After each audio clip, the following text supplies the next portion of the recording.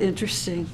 This is so beautiful. When I think about psychic energy, it's such a different term of understanding for most of us. Psychic energy. But the point of this whole repetitive prayer or mantra is to remind us to actually strive toward higher achievements, not to settle for who we are, where we are, even what we think today, but to strive toward higher achievements and toward greater fields of service. So it's like, as we think about striving toward higher achievements, it has to be realistic. It's got to be practical. It can't be, gosh, I wish I could do this, or I wish I could be this.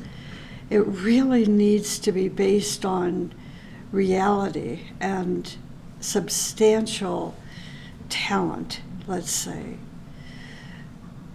So it's going to require education. We can't just sit and dream it away. It's like, I remember many, many years ago when I was doing astrology charts, and a person wanted me to tell them when was the best time to sell their home. And so I got all the papers out and did all the arithmetic and everything that was required back in the day. And I found the best time to get that realtor to bring the ad up, to sell the house.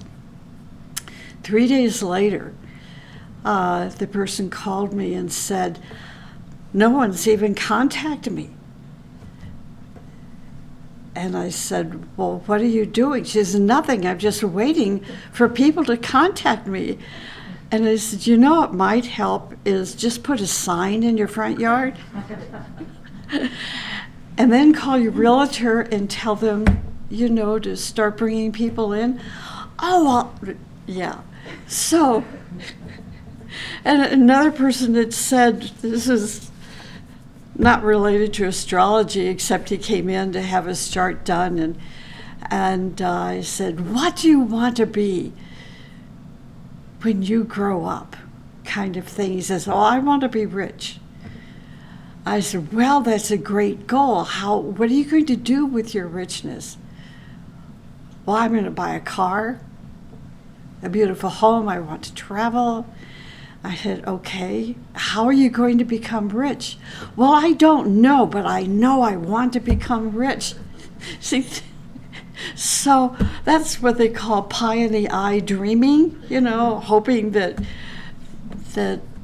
we're going to achieve this and that and so forth without effort. So we learn in the teaching, the ageless wisdom teaching, the teaching of Agni Yoga, how to be practical, how to be realistic. And in order to do that, now this is the segue into this morning's talk, meeting yourself. Meeting yourself. Who are you? What do you want to be? Where are you on the ladder of evolution with your consciousness? And as we begin to figure these things out, as we begin to figure out about how life continues and the rhythm of life and the beauty of life, how we can participate in accelerating our evolution and really making it purposeful. But we have to be realistic and we have to meet ourselves. So let me start this morning's broadcast with a story. It's called The King's Portrait. Centuries ago, a king wanted to have a nice picture of himself. So he invited famous artists and said, I want a portrait. Whoever makes the best one will be highly rewarded. Many artists tried to paint or to draw his face. When all had finished their work, one by one they presented that work to the king. I don't like that one, he said, because my nose looks funny. So take it away. Take your painting away. Next. Well, the eyes were not what I was expecting. Take it away. Next. Well, the hair does not look fair. The shading is weak. Next. Oh my God, why did you create such a mouth? Next. And he found many other excuses and rewarded none. But a young artist who was listening to all the king's arguments dared to speak to the king. And he said, "Your Majesty, I am an artist. I have eyes to see, and we all did a marvelous job for you. I don't like what you all did. But, Your Majesty, you cannot blame the artists. All the paintings and drawings are exactly like you. Take this fool and put him in prison because he dared to reveal a secret," commanded the king. See, do you see, the king did not want to meet himself. Okay, so this morning, I'm going to be using 3 terms: spark, human soul, and soul. These are 3 terms that, if you are a student of the teaching, you need to know. You need to know the difference between the spark and the human soul and the soul. Even though they're all one, they are different stages of the one.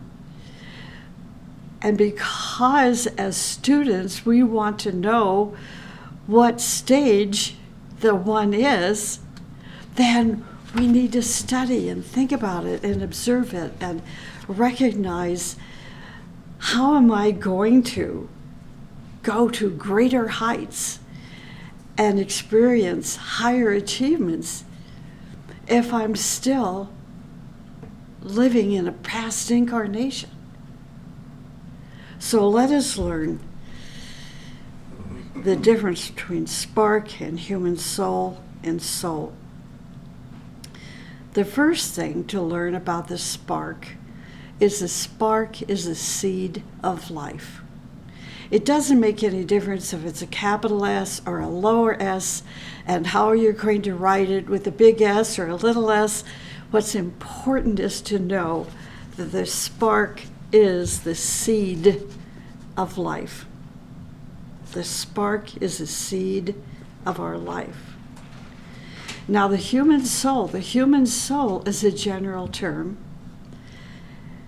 And the term soul, not human soul, but the term soul has a specific meaning.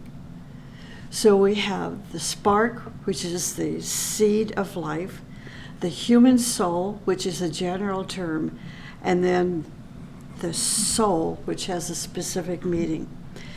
The divine spark is called the fiery primordial atom, the atom at the beginning of time.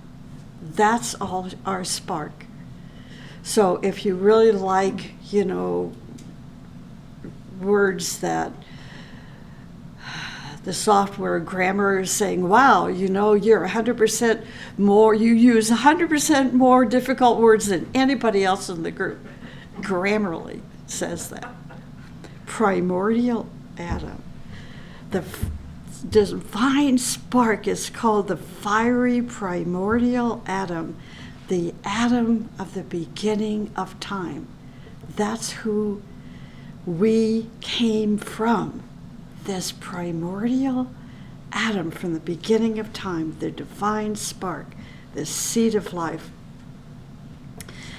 This seed of life radiated out from the central fire. What is the central fire? It's God. The central fire is God.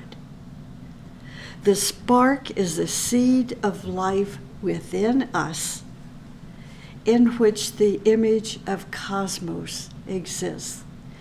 This is why when you pick up the book Super Mundane, in the whole series of books by Agni Yoga, you begin to think, wow, this is who I am. This divine spark, of which in me the image of cosmos exists, so that we can relate from here to there, from the planet to cosmos. The spark is the seed of life within us, in which the image of cosmos exists. The divine spark is the real identity of each of us. After traveling through the lower kingdoms, eventually builds our human body. After going through these lower kingdoms, the divine spark eventually builds our human body. Now, the spark is a possibility in each of us. So when we say things like, no, I can't do this, and I oftentimes say that in front of the computer, call Kevin, help. So Kevin's my possibility. Terry also is very helpful.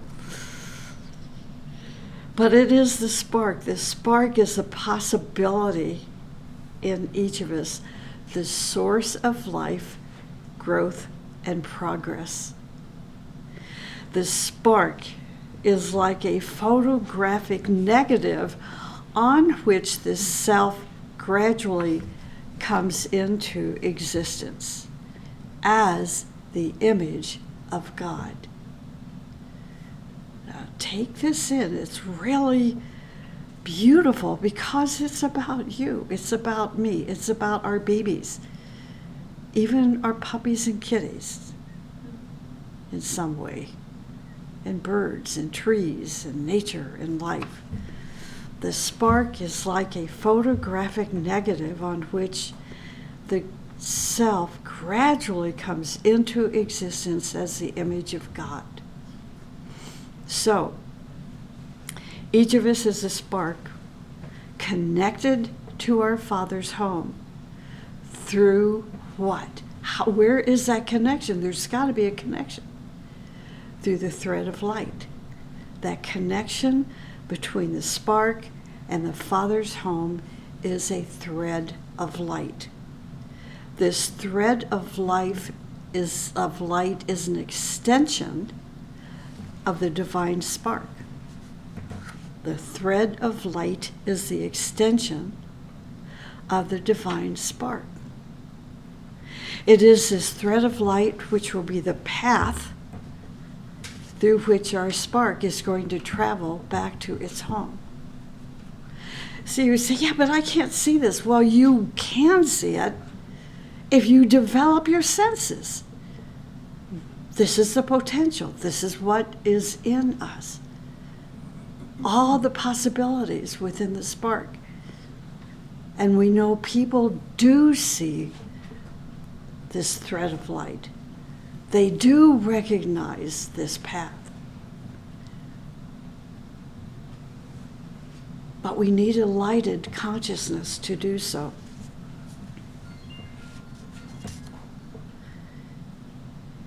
The spark has different names. Now, this is what gets really fun. But it also keeps our brain active. You know, if we kept seeing the same thing over and over and over again, pretty soon we wouldn't even see it. So the spark has different names on its path of development. During its development, it eventually realizes, hey, I'm not this physical body. I'm not the physical body, not the emotional body, not the mental body. Who would have thought that? I mean, 90% of humanity is out in the body. Now psychology is coming in to talk about the emotional part of a human being, your emotional something or other. I can't think of I can see the word in my head, I just can't pronounce it. Anyway, so we are waking up a little bit, but the spark is the one that needs to wake up and says, I'm not the physical body, I'm not the emotional body, I'm not the mental body. The spark says, I'm aware of these three bodies, but I'm independent of them. I'm independent of these three bodies, but I have them to use. To use as channels of communication with the physical body, with the emotional body, with the mental body. So that's our divine spark. Now, our human soul. The human soul reflects all the stages of development of our divine spark. That's our unfolding human soul. It reflects all the stages of development of our divine spark, beginning the moment our divine spark entered human evolution. Human evolution. Ending at the seventh initiation. So this is the human soul, reflecting all the stages of development when it entered the human evolution up to and through the seventh initiation. That's the human soul.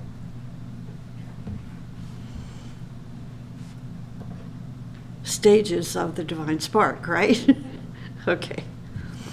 So the human soul, like I said, is a general term, and it refers to all the stages of development of the spark, beginning with the moment it entered human evolution. But if we say the word soul without saying the human soul, we say soul. It has a specific meaning. The soul with a capital S is an advanced stage of development of our divine spark. Now, in some of the teachings, you are not going to see whether that S is capital S or a small s. You yourself have to determine it based on your studies. Is this really the human soul? Or is it the soul with a specific meaning? That advanced stage of development. You become this advanced stage of development when you radiate the 12 virtues of the inner lotus. Through fusion with your higher self, you give birth to yourself as a soul. Now you are a living soul. You are a living soul now. At this point, your soul, your divine spark, enters into the superhuman evolution. Right? Okay. You are a living soul. You have renounced selfhood, and you have proceeded to the all self. Now we have capital words again. All is a capital A and self is a capital S. You have proceeded toward the all self, and now you're an arhat. You're no longer a human soul. You are an arhat. The divine spark has now progressed to the stage of having renounced selfhood, has proceeded toward the to the all self, and is now an arhat. Arhats radiate the rays of 12 virtues with their particular colors. This is why virtues are so important. Each ray is a path toward higher sources of wisdom, beauty, and power. So I'm going to go back and repeat this. Arhats radiate the rays. Arhats radiate the rays of 12 virtues with their specific colors. And each ray is a path toward higher sources of wisdom and beauty and power. In the book My Teachers, Meetings with the Rourkes, there is a story about the healing power of a master who, like an arhat, can heal. The story was about Helena Rourke, who is quite ill. And in this story, there is a communication from the master about the process in which Helena Rourke was healed. And here's the story. Buddha was concerned about her. Imagine Buddha being concerned about you. Why not? So Buddha was concerned about her. And Master K.H., Master Kutumi, treated her. Helena Rourke explained that in one of her incarnations, a doctor stole a key from her cabinet, wanting to betray the formula for atomic energy to the enemy. Wanted to betray the formula for the atomic energy to the enemy, and who was against her in general. This particular doctor. She described her terrible illness at a town called Nagchu, which is a town in northern Tibet, where she almost died from the fiery death. But Master Kutumi treated her with a blue ray. He treated her with a blue ray for several days in icy, cold conditions, which was necessary, and she was given cold milk. But that doctor gave her opium, almost killing her. She was told that even Buddha himself was concerned. So an arhat, like a master, through the aura can radiate the rays of 12 virtues with their specific colors. Now, each ray is a path, like I said, toward higher sources of wisdom and beauty and power. We know that each master has their particular ray. We know that the ray of Master Kutumi is blue. But we also know that each can radiate a combination of rays: energy, color, virtue, and sound. They can radiate a combination of rays for specific experiments and situations. Just like we as individuals have a personality ray, a soul ray, and a monadic ray. Right? A master has a specific ray, just like the mother of the world has a specific ray. But we are also told by Master M that the masters, this is so amazing to just imagine this happening.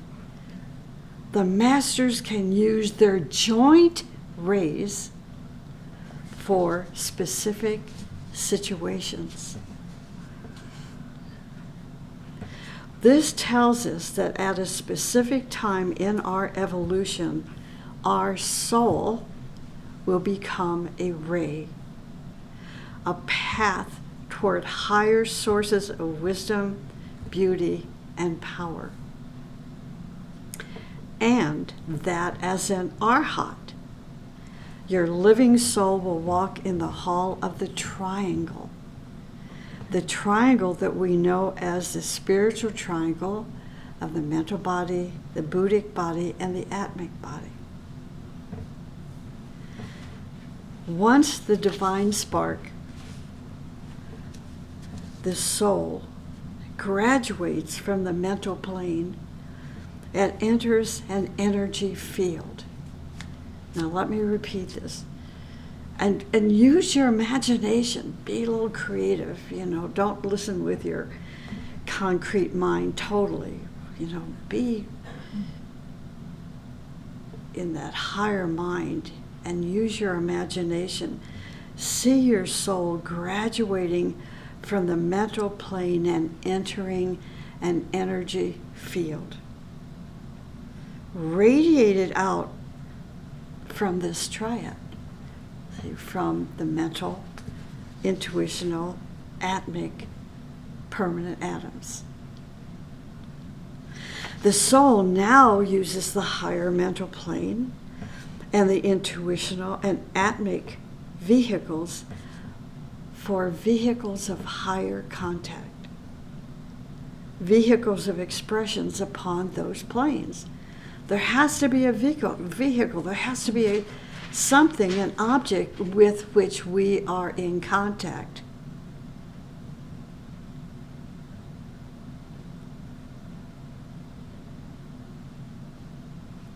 And now the divine spark is a living soul.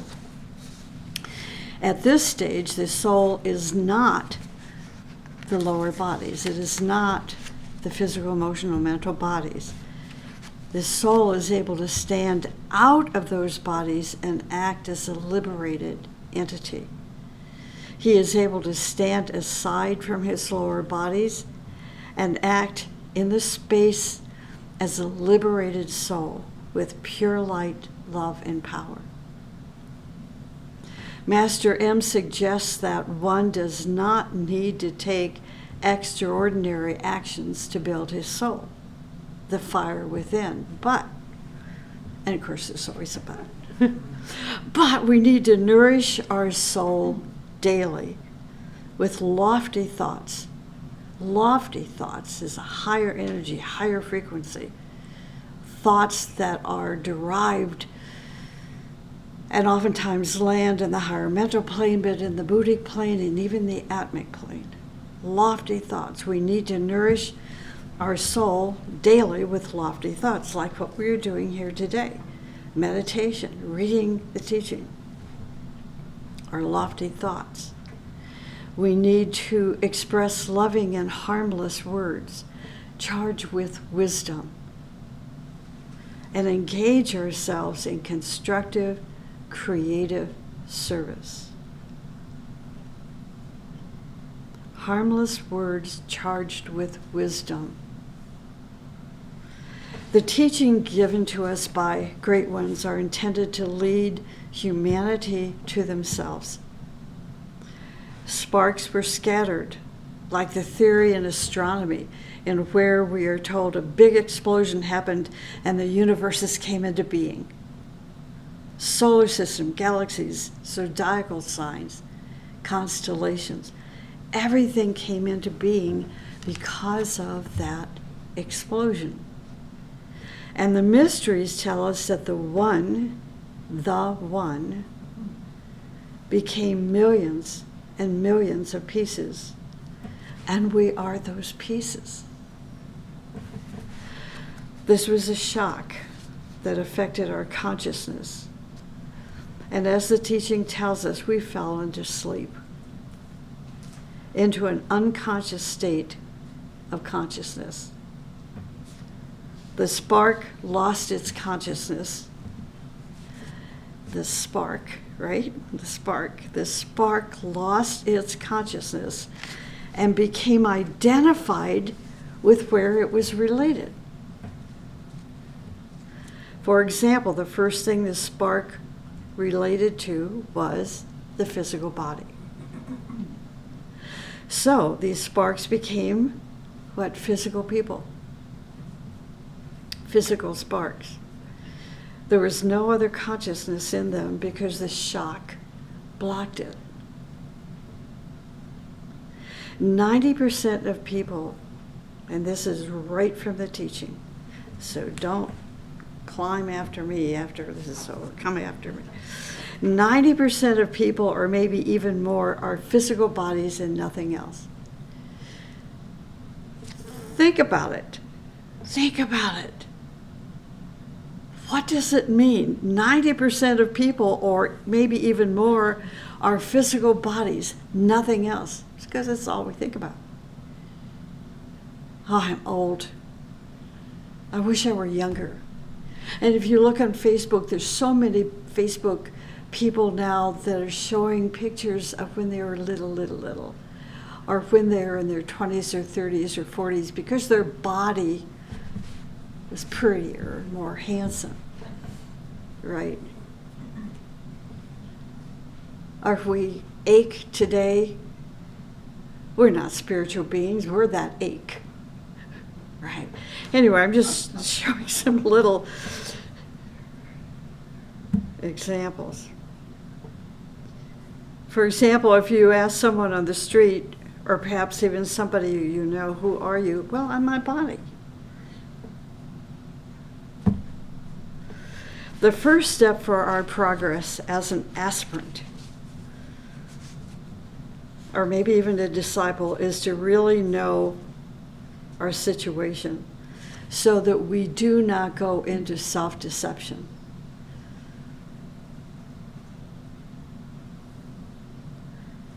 You should not call yourself a master, an initiate, or even a disciple who is able to do this or that. It is a serious delusion, and it opens you to a lot of problems.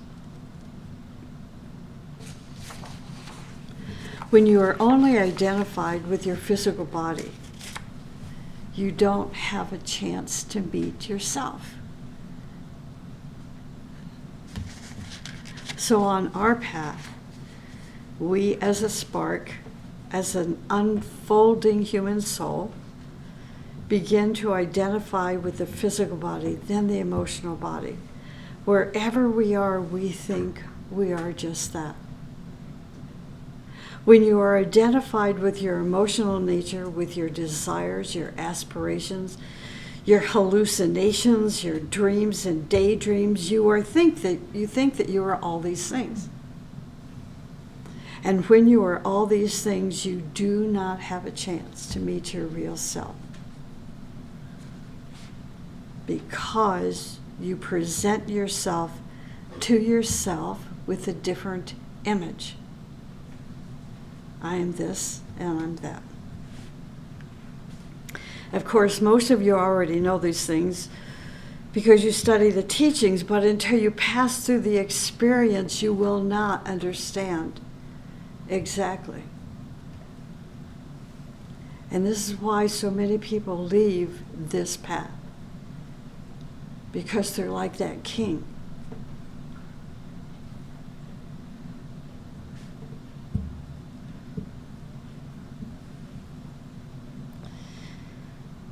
You will say, I know. I can't begin to tell you how many times I hear that. Yeah, I know. But it is more than knowing, it is experiencing and knowing.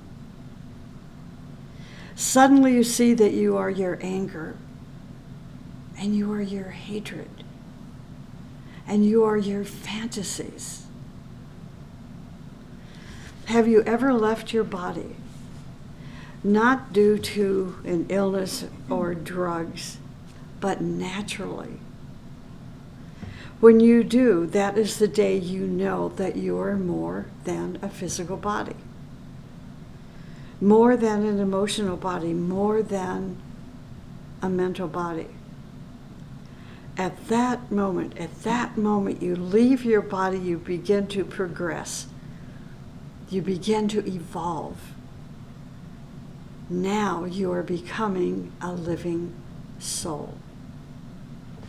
Symbolically, when you go toward yourself, you become more and more your true self, symbolically. You manifest a tremendous amount of energy, health, harmony, and integrity. When you no longer identify with your physical body, emotional, and mental body, you begin to control yourself.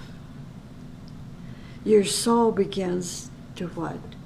Control the outer form. Your emanations no longer control your speech. Your emotions no longer control your speech. Your painful memories no longer control your life. You are identified with your mental body, that painful memory, that vanity, that pride, that fear. Those things are controlling you. When you integrate yourself and you become master of your vehicles, you become a person of power because you are yourself. You are alive. If you are not going towards yourself, everything within you is chaos. In chaos, you have, let's say, 3 disobedient children in there. Your physical body, emotional body, mental body, 3 disobedient children. They are fighting against each other like monkeys, and you don't know who you are. You will become a living soul when you use the energy of the heart of the sun. You will become a living soul when you use the energy of the heart of the sun, which is called solar or love energy. Energy. Throughout millions of years, humanity tries to love. And as humanity really loves, they will become a soul. This is the future, our future, the future of humanity. Every thought based on love, every word in relation, any action on love builds your human soul. Drop by drop, your human soul is constructed. People must be educated to understand the energy of love as the builder and the energy of the human soul. The human soul is love as it reaches perfection. Love will be perfect. As it reaches perfection, love will be perfect. And the human soul will be the embodiment of love. The human soul will not become perfect as the Father in heaven, the Son, is perfect until it develops the Father's will. The Father's willpower. See, now we're educating ourselves. It's like, what? This is very good. So here's a thought, a seed thought for us to think about, that our human soul will not become perfect as the Father in heaven is perfect until it develops the Father's willpower. We do not know what willpower is yet. We have a few ideas given to us from the teaching or by those who are able to build their souls and cultivate willpower before they entered into the next solar system.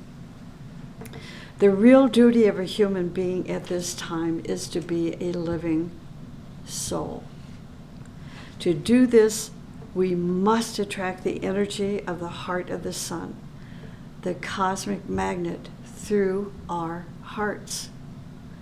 This is what the energy of love is. The heart is the magnet of love energy. The teaching gives us 5 disciplines to help us become a living soul.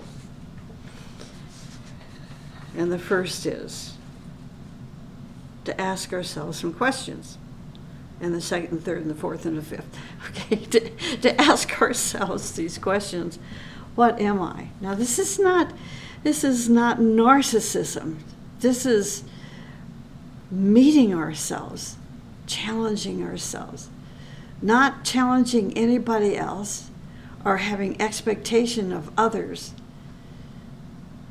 Not at this point. This is a discipline for us. We can sit under a tree, near a river, a mountain, and think, what am I? Or at night, look at the stars and turn to yourself asking, what am I? When you lose someone close to you, they pass on. This is a question so many of us ask. What am I? What am I? Next, what am I doing? Whatever you are doing does not matter, but ask it, because most of what is being done is not from conscious action.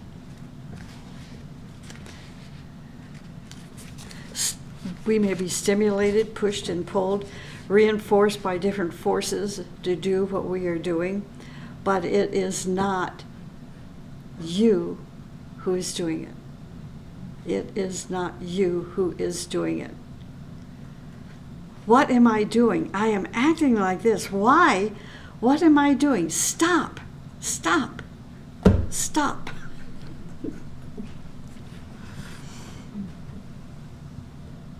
What am I doing shows exactly what you are doing. You are talking to someone. Ask yourself, what am I saying to them? And why am I saying those things? This question is the turning point, because the causes will reveal themselves to you. Why? It is because the body wants you to do it, or the emotions want you to do it. The lower mind wants, because different causes want you to do these things. The confrontation starts immediately after the question of why you are doing this. This discipline means you are more awake, more conscious, and more awake means you have more control over your life. So these disciplines are very difficult and confronting, and it makes us intensely aware of our personality life. The next one is even more difficult. This next level. How can I eliminate these causes that are making me function unconsciously? It takes years to learn how to eliminate the causes. All teachings of the ages, especially the teachings of Christ, are how to eliminate those causes that make your soul a slave. Number 5, be watchful and pray. This instruction was given by Christ to his disciples.